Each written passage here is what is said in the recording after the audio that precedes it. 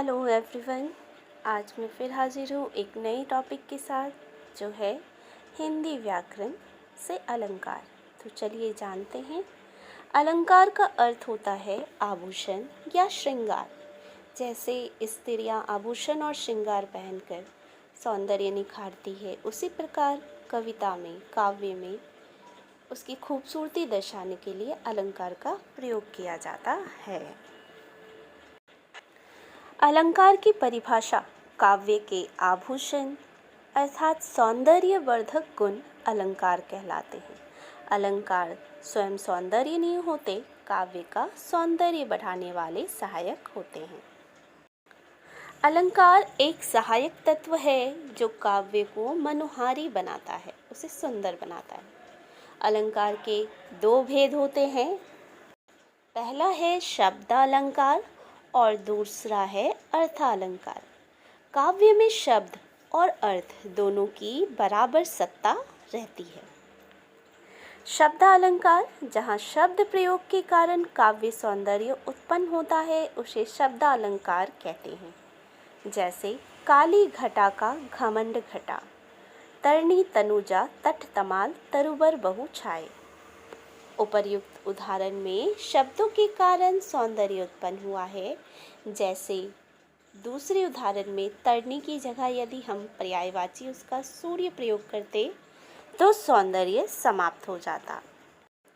अर्थात जो वाक्य है, काव्य है, उनमें जो शब्दों का प्रयोग किया गया है, हम उन्हें देखते हैं और उन्हीं के कारण उस कविता में सौंदर्य उत्पन्न होता है। जैसे तरनी तनुजा तट तमाल, इसकी जगह पर्यायवाची प्रयोग करने से वो सौंदर्य नहीं रहता।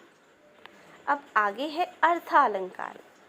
अर्थालंकार, जैसा कि अर्थालंकार में है, यहाँ अर्थ के बारे में बात हो रही है, तो अर्थ के कारण काव्य में आकर्षण आता है, उसे हम अर्थालंकार कहते हैं।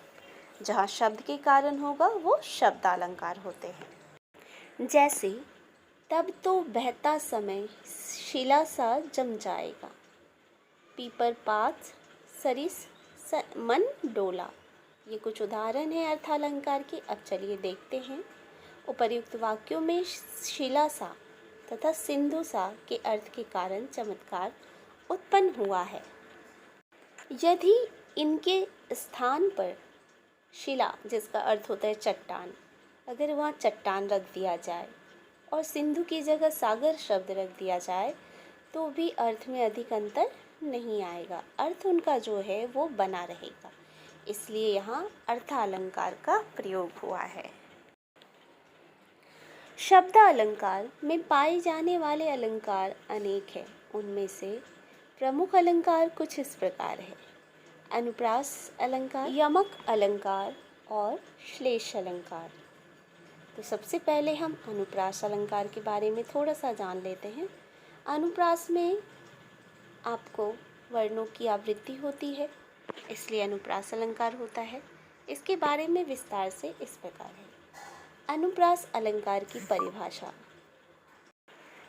जहाँ व्यंजनों की आवृत्ति के कारण काव्य में चमत्कार उत्पन्न होता है, वहाँ अनुप्रास अलंकार होता है। व्यंजन, जिस भी कविता की पंक्ति में व्यंजन की आवृत्ति मतलब वो बार बार आए तो वो अनुप्रास अलंकार होगा। जैसे चारु चंद्र की चंचल किरणें खेल रही है जलथल में। आपने देखा होगा यहाँ मैंने उन व्यंजनों को बोल्ड किया हुआ है। च का आवृत्ति हुई है और लौ वर्ण की आवृत्ति हो रही है। तो अनुप्रास अलंकार को पहचानना बहुत ही आसान है।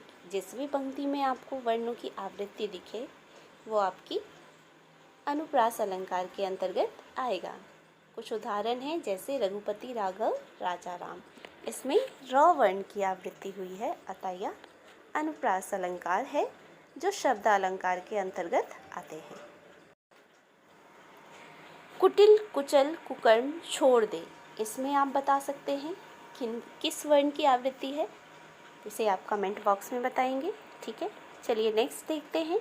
यमक अलंकार की परिभाषा: जिस काव्य में एक शब्द बार बार आए किंतु उसका अर्थ बदल जाए, वहाँ यमक अलंकार होता है। जैसे काली घटा का घमंड घटा। अब देखिए एक शब्द है घटा जो बोल्ड है, वो 2 बार आया है, परंतु दोनों बार आने के संदर्भ में उसका अर्थ अलग अलग है। इस प्रकार उपर्युक्त पंक्ति में घटा शब्द दोनों बार भिन्न भिन्न अर्थ में प्रयोग हुआ है। पहली बार बादलों के जमघट के लिए तथा दूसरी बार कम हुआ के लिए, अतः यहाँ यमक अलंकार है, अर्थात काले बादल का जो है घमंड घट गया, मतलब कम हो गया। दूसरा उदाहरण है कनक कनक ते सौगुनी मादकता अधिकार। यहाँ कनक शब्द 2 बार आए हैं। इसका अर्थ होता है, कनक के 2 अर्थ होते हैं, एक तो सोना और एक धतूरा।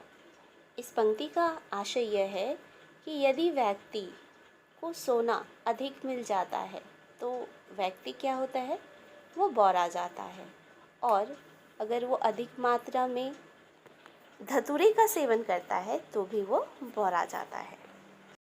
दूसरा है 3 बेर खाती थी वह 3 बेर खाती है। इसमें भी देखिए बेर और 3 दोनों 2 बार आए हुए हैं। आप बताएंगे इसका अर्थ कमेंट बॉक्स में। तीसरा है हमारा श्लेष अलंकार।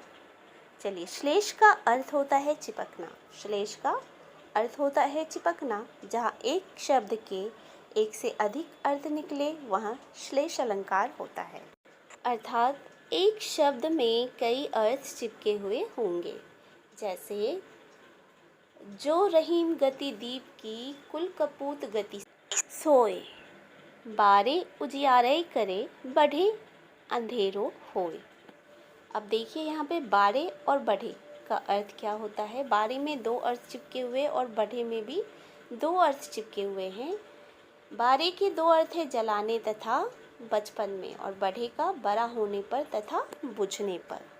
पंक्ति का आशय है, रहीम जी कहते हैं कि जो परिवार में कपूत पैदा होता है तो जैसे जैसे वो बड़ा होता है वो कुल का नाश करता जाता है। जैसे एक दीपक जलते जलते जैसे जैसे वो जलता जाता है और धीरे धीरे वो बुझ जाता है, उसी संदर्भ में यह पंक्ति कही गई है। कहते हैं बारे मतलब बार दो, तो दीपक बार दो, तो वो जलना हो गया। और बढ़े, और बाड़े का एक अर्थ हो गया बचपन, और बढ़े मतलब बड़ा होना, और बढ़े मतलब बुझना। तो इस प्रकार बताया है रहीम जी ने कि एक कपूत जब घर में जन्म लेता है तो उस कुल का जैसे जैसे वो बड़ा होता है कुल का नाश करता जाता है, वैसे ही एक दीपक जलते जलते बुझने की ओर चला जाता है। तो ये थी हमारे आज की वीडियो। अच्छी लगी होगी तो इसे लाइक करें, सब्सक्राइब करें और दोस्तों में शेयर करें। इसके आगे की जो पार्ट्स है अर्थालंकार के, वो मैं जल्द ही लेकर आऊँगी। आज के लिए बस इतना ही। मिलते हैं अगले विषय पर। धन्यवाद।